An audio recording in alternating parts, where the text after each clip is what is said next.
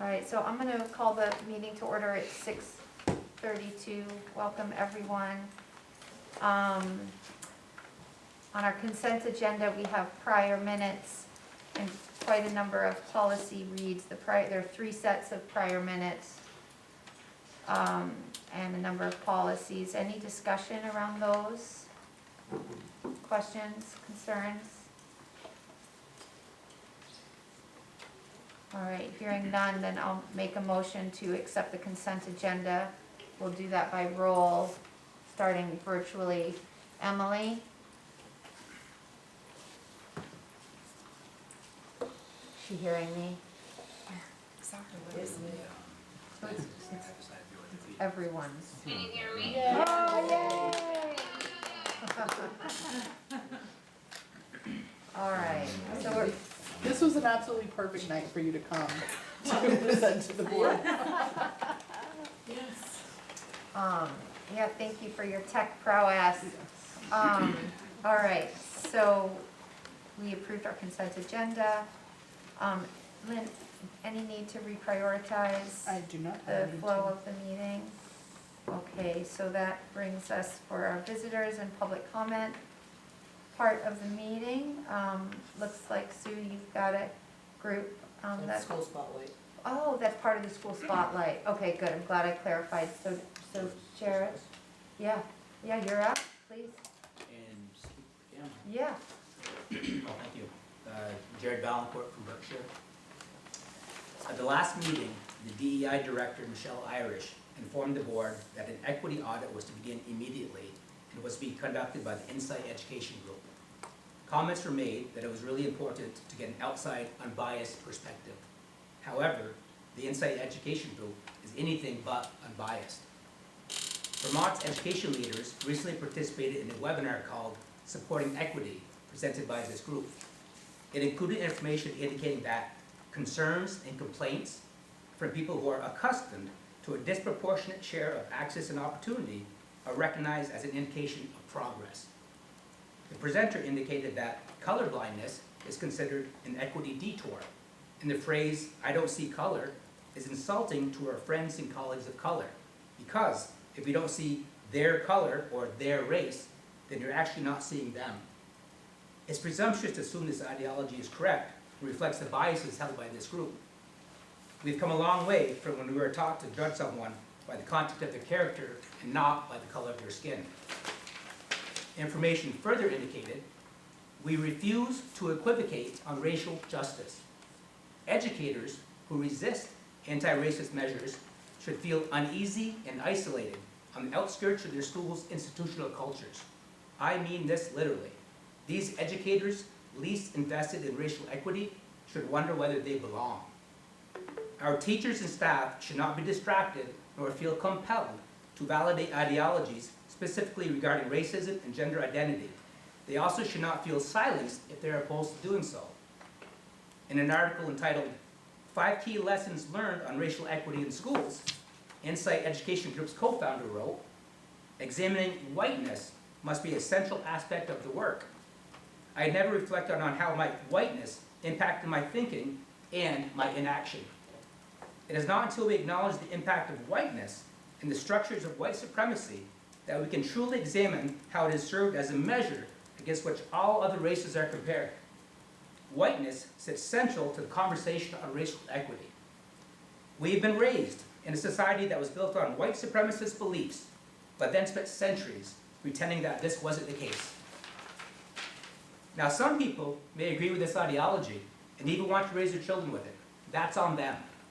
But no one has a right to teach my children or imply to them that because of the color of their skin, they may be responsible for or complicit in creating or perpetuating inequities or white supremacist beliefs.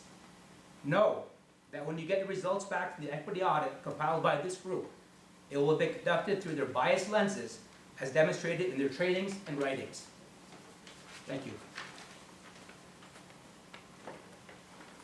Thank you, Jared. Nope. I'm sure you could. Okay, thank you. Okay, so Sandy, that brings you to your spotlight. Okay, well, I felt very compelled to have students in the room tonight, since we had the board here for the first time in over 2 years, and we've been so removed from what's happening in the schools. So I would like to introduce Susie Collins, our middle school humanities and writing teacher. And I don't know if you want to introduce the students, or how you would like to. Well, I can have them introduce themselves, so. Do you have anything to say before? Just welcome to Sure, take it away. well, when Sandy came to me, I thought, well, this is a great time because it's the end of their 8th grade year and a lot goes on here when our kids are getting ready to leave us. They do a lot, they kind of do a capstone last few months, and in that capstone, they're gonna explain to you what they do. So they're gonna be talking about 3 different ongoing projects that are happening right now in the 8th grade, and it's all independent work for the most part. I mean, there's many lessons of speech writing and research and all of that going on, but it's all of the skills that they've gained. So I will let them introduce themselves as they speak, and they can let you know what we've been up to. So, Should I stand over there? sure. Okay. Hi, I'm Gavin. So pretty much, over the past few years, we've been learning in humanities, like many, let's see. Actually, my fault. Okay. Okay. So at the end of the 8th grade years, our class takes part in a formal debate. So over the past 3 years, we've been learning many different tools and learning abilities, including like reading for understanding, researching relevant and reliable sources, speaking publicly, and listening and responding to what others say. All 4 of these skills are like a big part of our debate. So the topics have always came from what's important right now. Past years have done things like gun control, healthcare, freedom of expression, and the infamous or most evil rulers of all time. These include Genghis Khan, the Kim Dynasty of North Korea, and Joseph Stalin. This year we are doing the benefit or harm of modern technology. Each year, the middle and upper grades, so 6th and 7th, goes to watch us and grades us, and whoever has the most points wins.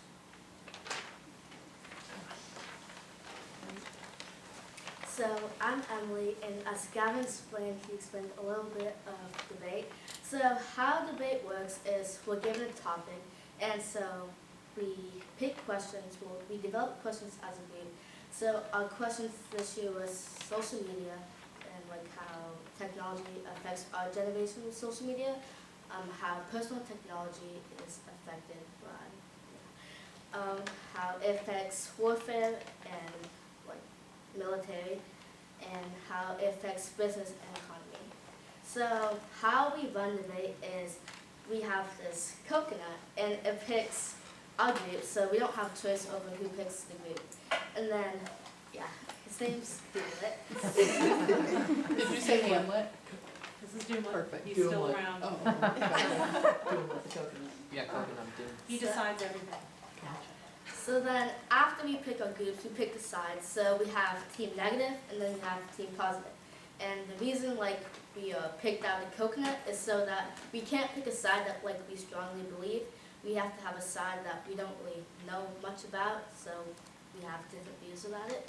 So after that, we get into our groups, and then we just kind of like break off little by little. Like we do research, and then we have to organize in a chart of all the research we did.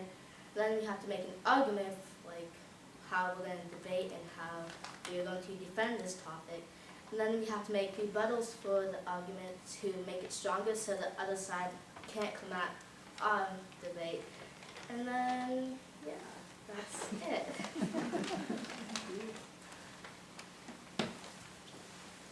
Hi, I'm Ava, and I'm here to talk about our Zed Talk.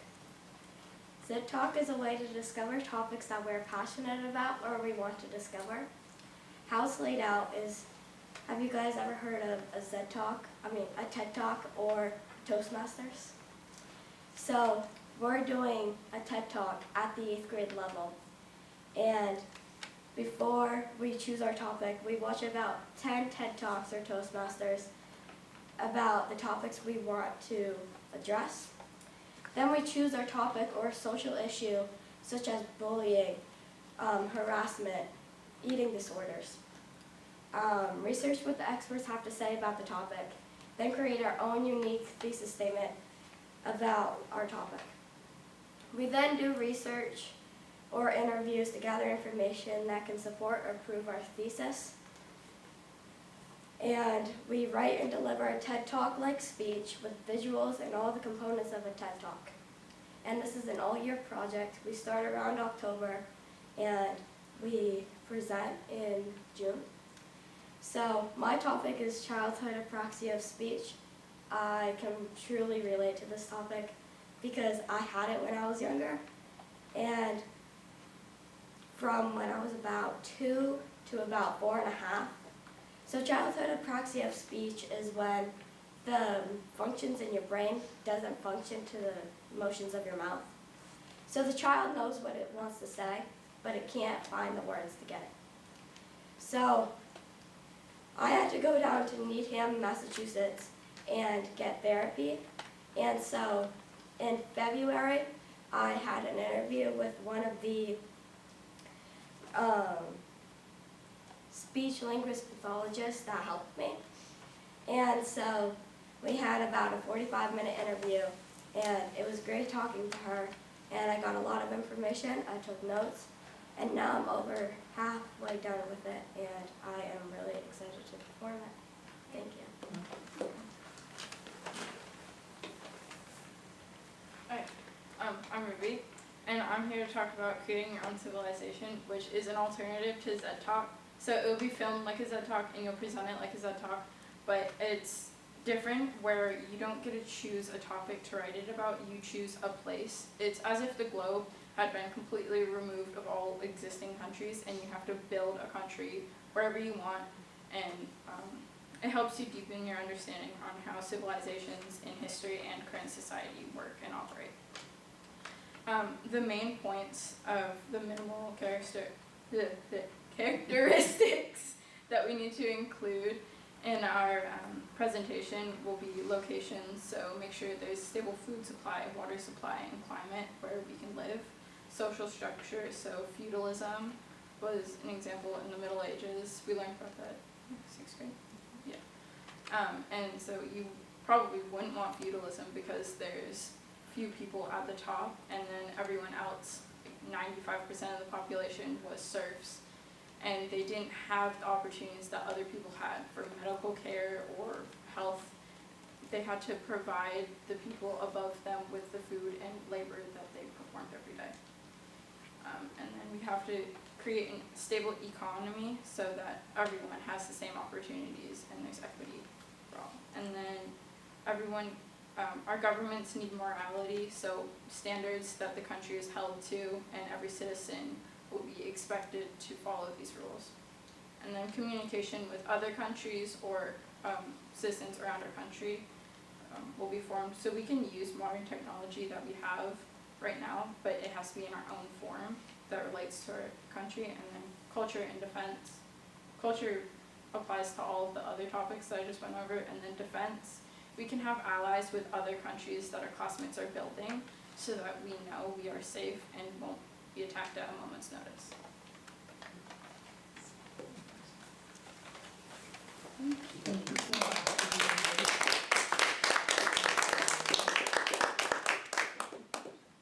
Any questions for them? Any questions for Sue?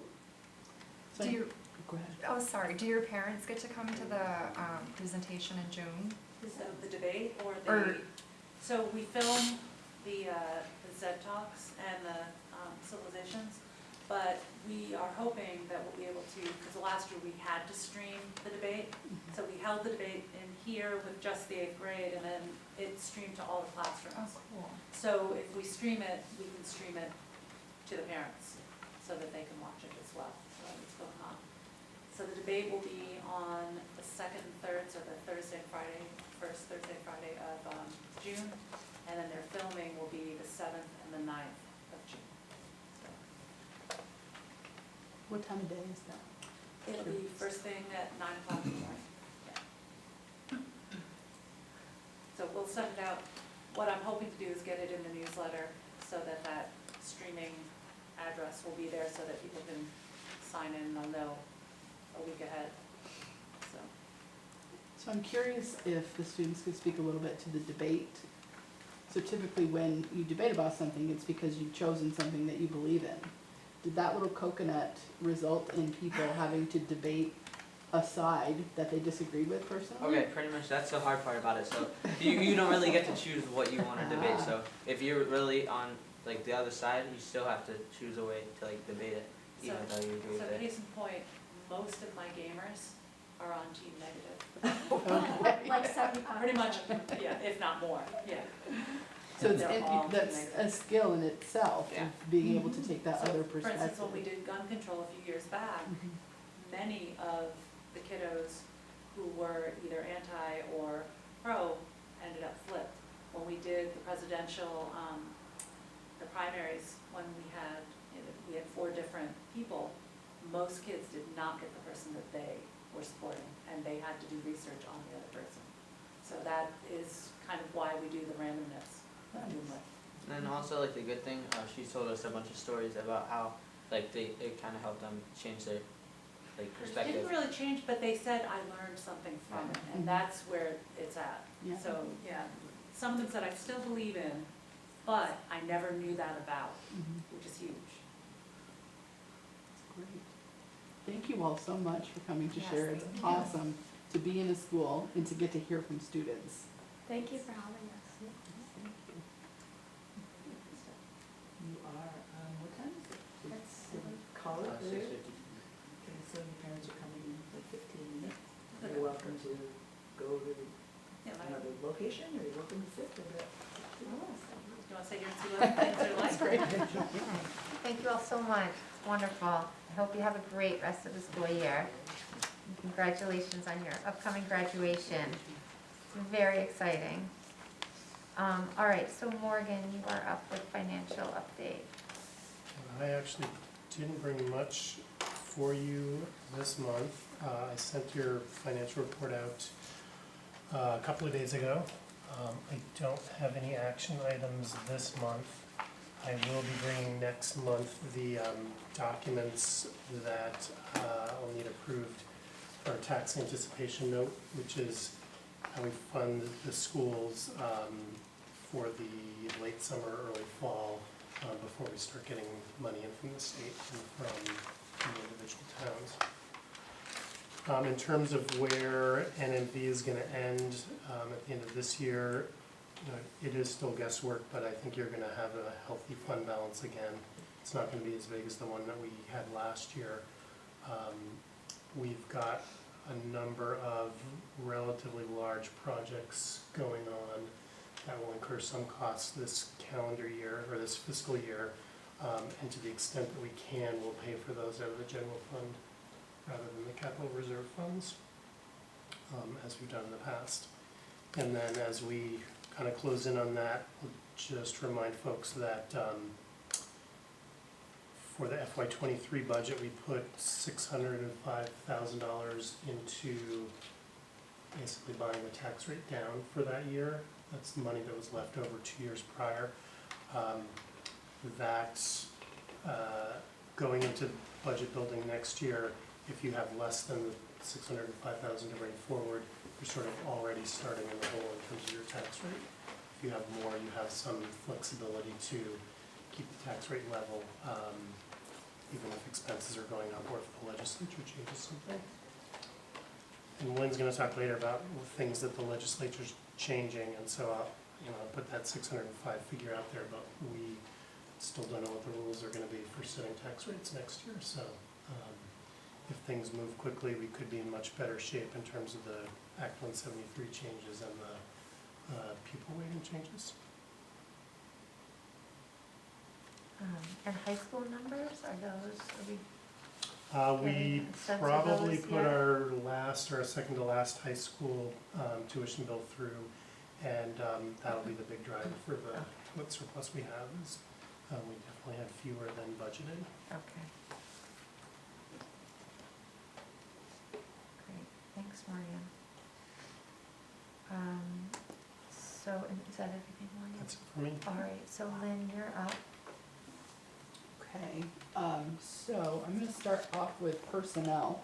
And I have some action items, I have some hiring to approve.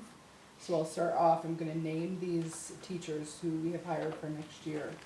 So, at Bakersfield, Catherine Villatoro, Megan, who will be teaching elementary classroom, Megan Petrie, who will be filling the science position along with middle school math. Yes. In Berkshire, no new hires yet. In Montgomery, Emily Flurry for grade 1, Courtney Scar, that's an increase from 0.5 to full-time for next year. And in Sheldon, Sabrina Stebbins, who is switching from a math coach position. Was that SU funded, Christy? No, Okay, that's in the budget. so it's more of a transfer. Holly Cadu, pre-K, Diana Springfield, that's actually no, need to delete that one. And Jessica Oakes as interim principal, so not Diana Springfield.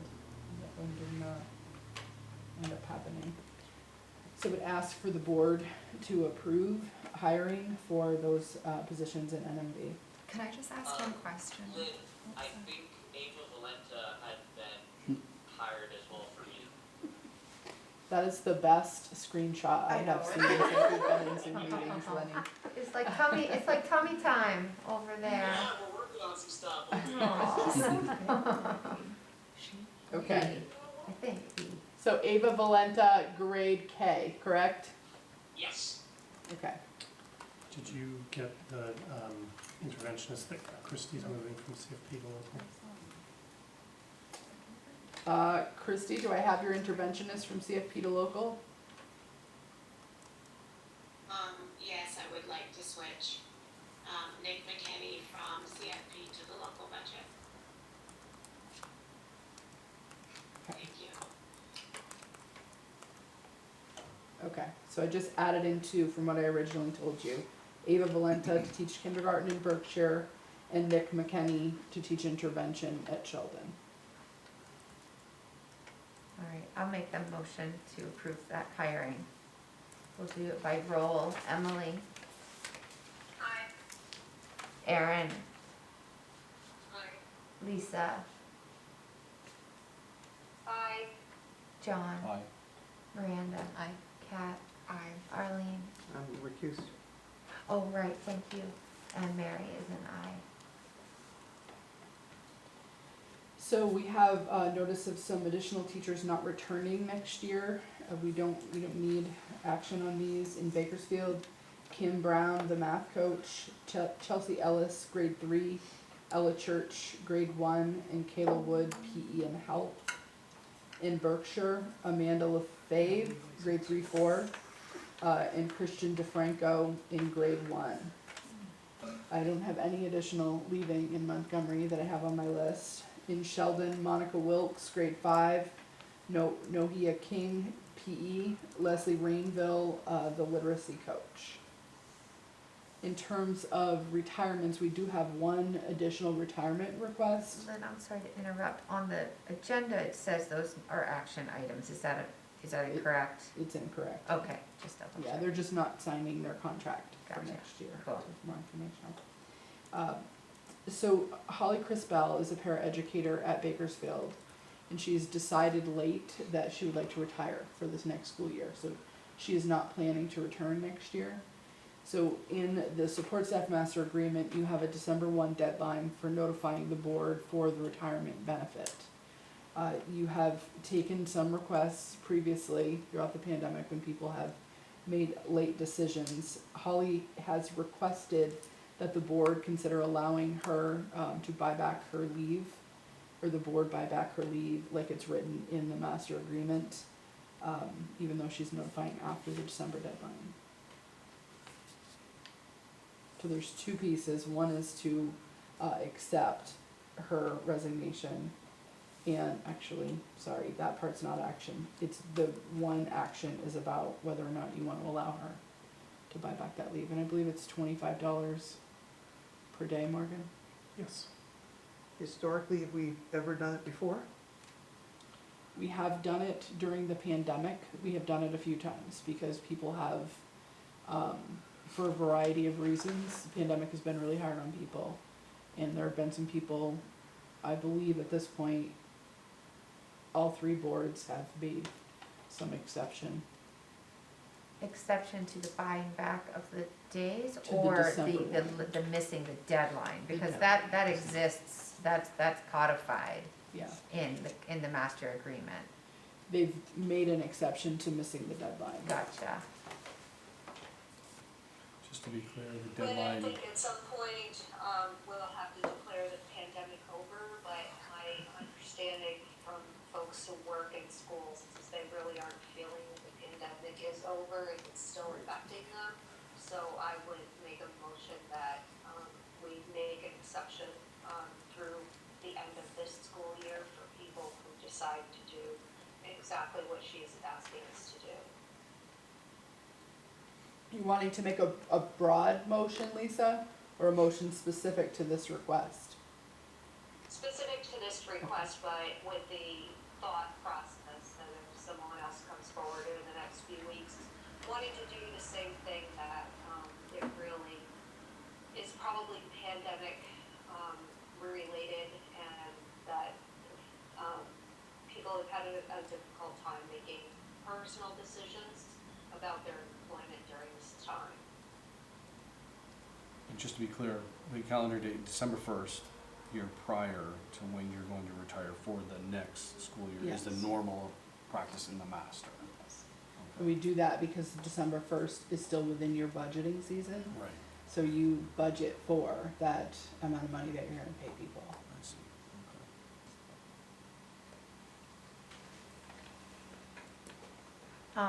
I mean, if there's precedent for doing it, and if we're being gracious around pandemic-related issues, but I do agree with Lisa, I mean, in general, moving forward, it would be nice and it's advantageous for us if people adhere to that December 1st deadline. So what I don't wanna have is a kind of setting a precedent that lets people think that, June 1, they Right. can let us know that they're gonna retire, because that makes it really difficult on everyone else, but, I'm fine.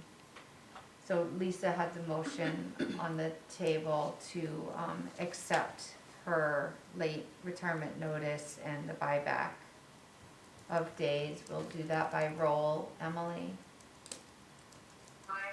Lisa? Aye. Aaron? Aye. John? Aye. Miranda? Kat? Aye. Arlene? Aye. And Mary is an aye. I don't have anything under student for you tonight. I do want to talk through with you some things happening during this legislative session. And I'm actually going to cover the next thing on my agenda at the same time, because I have PCB testing on my agenda. So I'll start with that. I feel like I misled you a little bit, not intentionally, but at your last meeting, because I had talked about PCB testing and they were considering a 2-year delay in that. It really was an extension, because from what I understand now, the testing, it's ready to go. Where they were not talking about delaying for everyone, they were talking about they might not get through everyone in the amount of time that had been allocated. So the request was really about extending for 2 more years. So we, about a week and a half ago, got the information about when our PCB testing schedule is. So for the NMV schools, the only 2 schools in FNESU that are exempt from this are Montgomery and Bakersfield, because of the dates that those schools were constructed. So we have half of our schools that we know are okay on this side. So Berkshire and Sheldon, there's a whole rating scale that they use to prioritize the timeline that they're taking, that they're doing testing in certain schools. So both Berkshire and Sheldon are in the second wave of testing. So we have one school on the other side who's in a testing window right now, between now and June 30th. Both Berkshire and Sheldon have a testing window from July 1 until September 30th. And so, because this is new, we don't know much about, once they get through the testing period, how long before we get a report of results and what are the recommended mitigation measures. So we're being very attentive to that, and we're trying to be thoughtful about, you know, one, our communication plan, we would want that to be really swift, and two, what are some possible contingencies if we have the misfortune of having an elevated PCB level in either of those two schools. So that's something that we'll be thinking through and talking about in greater detail at our office, and we probably will be bringing it to an early board meeting next year as well, to just be thinking about that and how we would respond. So that is one piece of the legislation that is right in the forefront of my mind. Can I ask a question? Yeah. Has the legislature said that there will be funding available to help schools with the remediation? Because if the Burlington High School situation Yeah. is hopefully a really extreme example of the potential, then that could get really costly really quickly, and they can't possibly expect districts to come up with all the remediation money on their own in short order. So experts predict that that have been working on this predict that there'll be 41 million plus in remediation throughout the state of Vermont that will be needed as a result of this testing. I have no idea how they've gotten to that figure. I sent some written testimony into the Senate Finance Committee, I believe, last week. They were, yes, it was Senate Finance. I think it was at their committee level, and they were trying to figure out, they have two big things that they've been trying to figure out. One is universal meals, and trying to figure out how they're gonna get that into the budget. And I advocated strongly for, if you're going to do the PCB testing, all of the testing is paid for in that original legislation, but none of the mitigation was paid for. So my testimony was centered on, this could further disadvantage schools that are already economically disadvantaged, because it would result in us needing to go to our taxpayers to bond for a project which is going to delay the remediation of the PCB issues, which could keep kids in an extended period of disruption, depending on what that mitigation measure is going to end up having to be. So I did get an email back a couple days later from the chair of that committee, and she said that they were committed to finding a way to fund it. I haven't seen anything in writing, but that they were committed to finding a way to fund it, and they were struggling to figure out how to fund both, but they felt like they had found a path forward, and they were going to be able to allocate money for mitigation. I don't know how much, Mary, if it's an all kind of thing or some. Right. I don't know, Lisa, do you have anything more on that from your perspective? Yeah, thanks, Lynn. Unfortunately, I don't have as rosy picture as you're painting. I'm seeing that there's one pot of money, and the argument is universal school meals, which includes lunch, versus PCB remediation.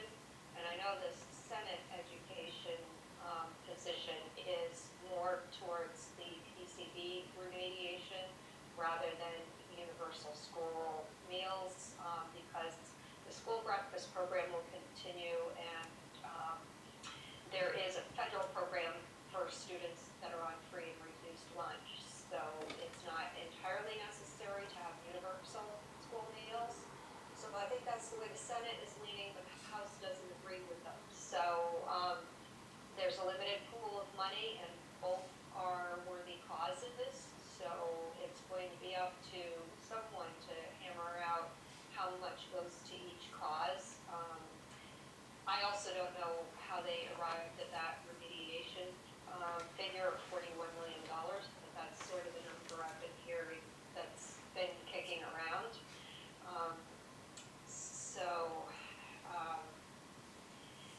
I know there's going to be some studies done, and one of the studies seems to indicate that in order to pay for both programs, then there has to be revenue raised, and revenue raising involves raising taxes.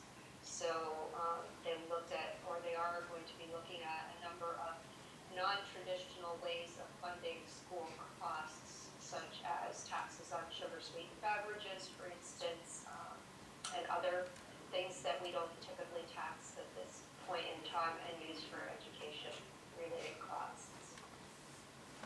Thank you, Lisa. So the other bill, and Morgan, you're probably more up to date on this. I haven't looked into this in at least a week and a half. So Act 173, we have talked to you a lot about that and about how changing the weights is going to impact us profoundly and in a positive way because our poverty levels are so high and those increased weights are going to create greater opportunities for us and for our students in FNESU. That's the intent behind 173 in that portion of the law. What they were originally thinking is that they would phase that in, so you'd have, you know, I think it was 20% in year 1, 40% in year 2. You'd have a 5-year on-ramp because the way the weights turn out, you have some schools who are positively impacted and some schools who are higher spending right now that are going to be negatively impacted. So it would have been a slower off-ramp for them and a slower on-ramp for the schools who are affected positively.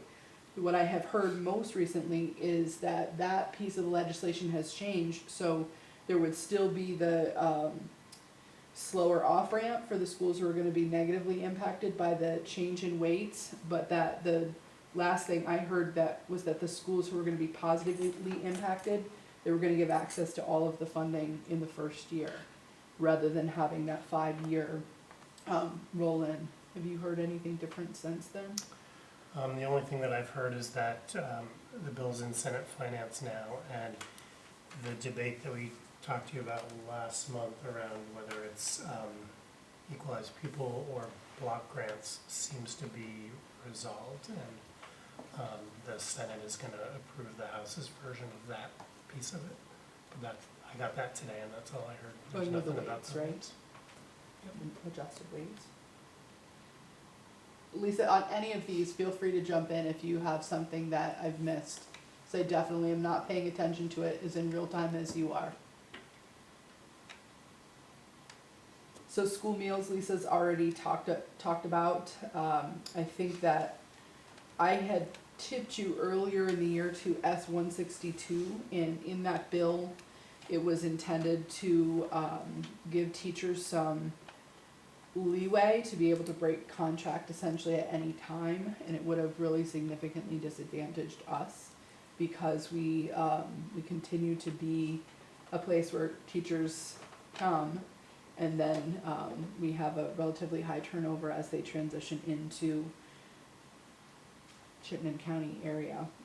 So that part of the bill has been deleted, so that there was not agreement. There was a lot of work done to try to get agreement between the NEA, Vermont Principals Association, superintendents, and school boards associations, and no agreement could be reached, and the Senate Ed Committee ended up, I think, deleting that portion of the bill. So it's gonna go forward, but it's without that bill, and I'm not as worried about what is actually moving. And the House has approved the Senate version of that, so there's no opportunity, at least on that bill, for someone to push that back in. It's now headed for the governor. Perfect. And I think that those are really the major ones I wanted to talk about today. Any other major ones, Morgan, that you feel like I should bring up? The two funding bills that we care about are both in Senate Finance.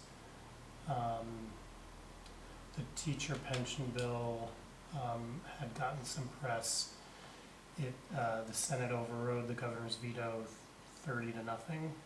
So I'm assuming that the House is going to override it as well. That's going to cause a lot of work in back offices, but it's that aside, it's a step forward to saving that pension plan. The Senate miscellaneous ed bill that has a bunch of stuff on expulsion, which I'm not following at all, and some study committees has passed the House, so that seems to be moving. I need to lean back into that one. I haven't looked at it in a bit. And they declined to take up the universal meals today in the Senate. I assume it's because they're still fighting over what's getting funded. Anything that we missed, Lisa, from your perspective that's important on the education front? I don't think so. Morgan's got a good handle on how things are moving, so that's pretty impressive, Morgan. I don't think, I don't think any of the items that you mentioned are particularly concerning, except for the funding pieces of the meals and the remediation, and I know that they're working on that, so. And 162, the bill you were concerned about is of no concern any longer. It passed, and the version of it that passed is not harmful.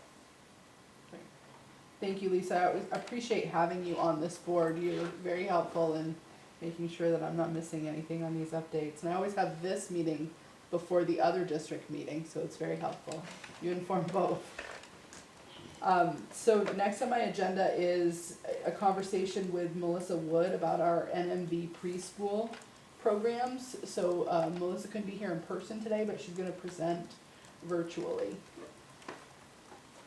with her helper. Sorry. It's That's why I couldn't be here in person today. Apologies about that. Can you all hear me okay? Not well. Is that It's our a loudest little volume? quiet. We can check the volume. We're gonna check the volume, Melissa. Hold on.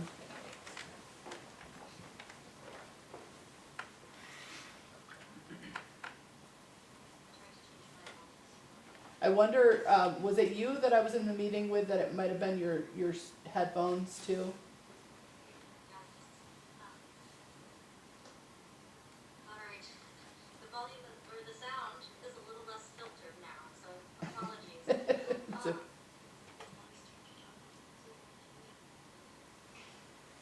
So we've actually had a really successful year in preschool this year, and I'm excited to say that we have all of our preschool teachers returning, and Holly will be joining us in Sheldon with the expansion of the classroom. So that's really exciting that we have a new classroom teacher who is wonderful. We did, also speaking to the expansion in Sheldon, we did submit a survey to the community around schedule. And what seemed to work best for most folks was the 3 days a week for 4-year-olds and the 2 days a week for 3-year-olds. So 3-year-olds will be getting 10 hours and 4-year-olds will be getting the 15 hours. And we currently have 30 children registered so far. And I know that there are a couple families who are planning to register, and obviously there are more. It's just the ones that I know of. And looking at our registration, I did notice some names that we have previously paid out tuition for preschool. So it's exciting to see those families come back into our schools and access the preschool in there. Otherwise, throughout the district, we have our registration is active, and we have our screener dates for those who are new to our schools. Those are set up. And NCSS has offered to be present at any of the screeners for families who might have children below the age of 3. So if families want developmental screeners for their younger children, they're welcome to bring them. And so we can kind of follow families and welcome them to our school communities before they even hit the age of 3. Great. Anything else, Melissa?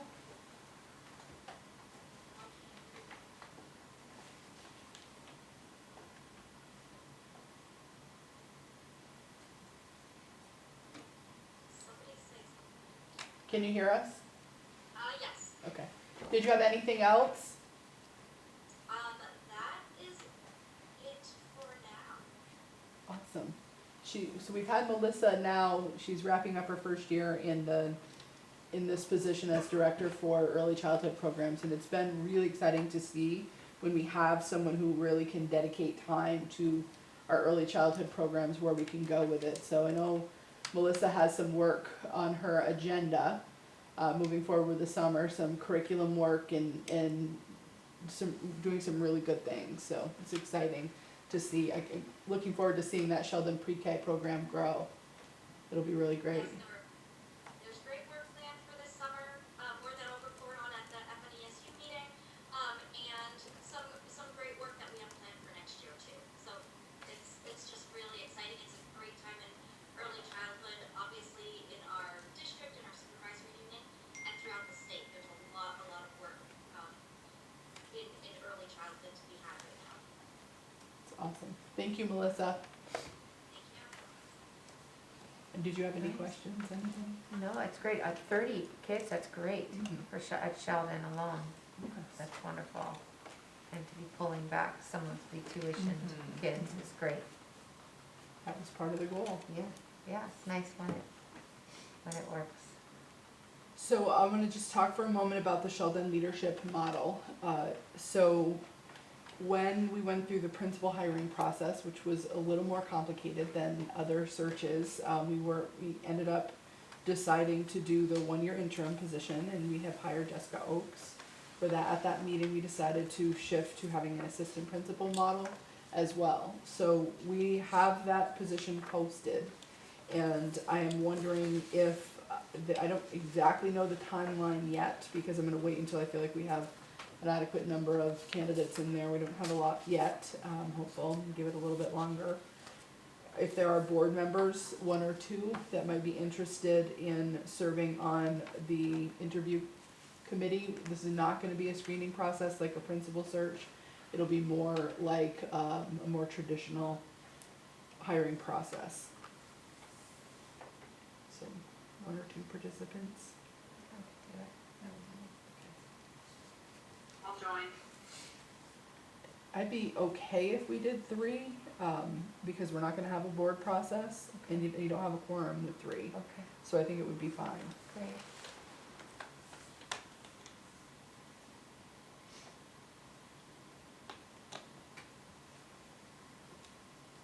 And then I'm gonna give a negotiations update.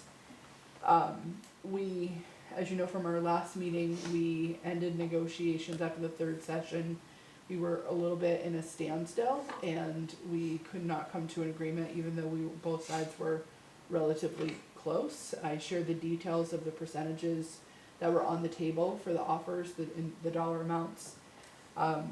Since that time, I have met with the union president, and he has met with his negotiating team, and we have agreed to come back together. So on Monday, we're gonna have a 4th negotiation session, and we're going to go into it hopeful that we can come to agreement at that session. If we are unable to come to agreement at that session, we're gonna be moving forward with mediation. So that's kind of where we are. We're hoping we can avoid that, but at some point we need to decide that it's time to move forward in the process for the next phase. So, any questions on that?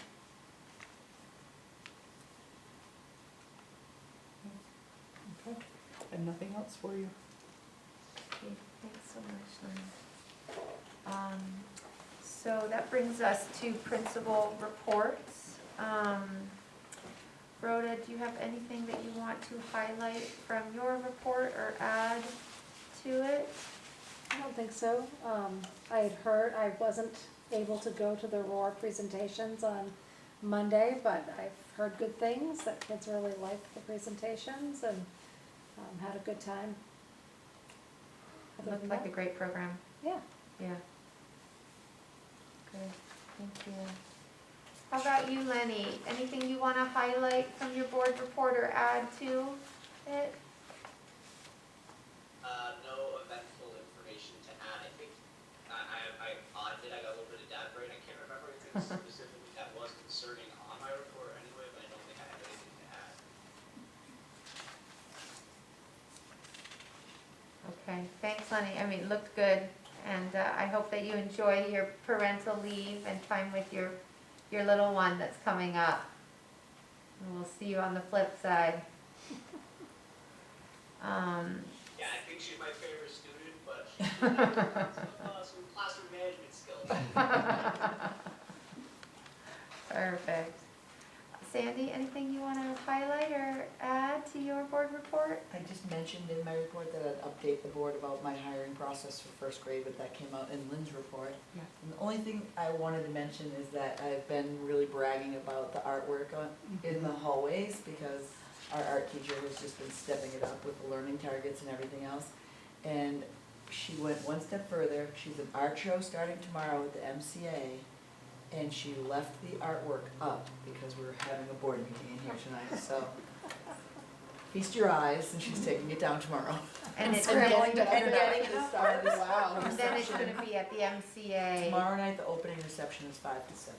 5 to And 7. it runs this Okay. weekend and And next weekend. Yes, she wanted to make sure it was Mother's Day weekend. Oh, I nice. appreciate that, cause it's gonna be a busy weekend this weekend, so we Yeah. might not make it And till she's next put in a weekend. ton of time with this, and she dedicates hours, she's down there. She'll be there 5 to 7, and the PTO has, donated cookies and things like that. But anyway, for her to leave it up, I'm like, thank you, thank you, thank you. Yes, So- please tell her we all Yeah, appreciated And it. it's just beautiful, like the guitars down on the left, right, it's one of my favorites. But they're all over the place, so. Nice. Yeah. Chrissy, how about you? Anything you wanna highlight or add to your board report? The only thing I'd wanna highlight is that we are having our first instrumental concert coming up, so we're super excited about that. And then, right after that will be the Dairy Day Parade, which we march in, so the kids are really excited that they get to perform, a couple more times. Nice. That's Sounds awesome. Wonderful. So it's been literally 3 school years since they've had this opportunity, correct? Well, we did, a winter concert right before shutdown. Well, in December, we would have Yeah. done it in December, and so it's been since December Of- 2019. Wow, Wow. that's exciting. Wonderful. Good. All right, thank you all. So we're on to our board business. Anyone have a future agenda item they wanted to mention now? There's always time later to add it. I'm not gonna do a teacher negotiations update because Lynn covered, no, that's great. We covered that, and hopefully we'll have some good news coming out of Monday's, work session. And I don't have an SU board report because we did not have an April meeting. So, that got postponed and will be in May. And then I would be happy to bring one at that point. Our next meeting, June 1st. And, we do have, at the end of the meeting, I hope before everyone leaves, we'd like to get signatures on the card that we're gonna send out with the gift certificates for Teacher and Staff Appreciation Week. So don't leave before you sign. Courtney did a fantastic job and helped Erin and I kind of pull it together in what I think was a pretty good pace.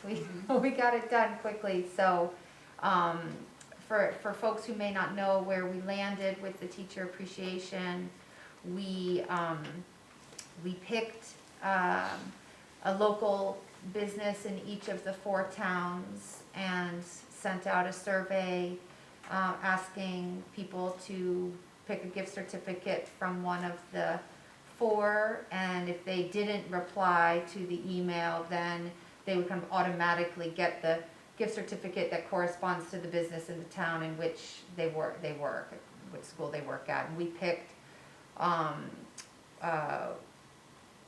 we picked the Abbey in Sheldon, the Barn Owl in Berkshire, Fire on the Mountain in Montgomery, and Whitcomb's. Westcomb's in Bakersfield.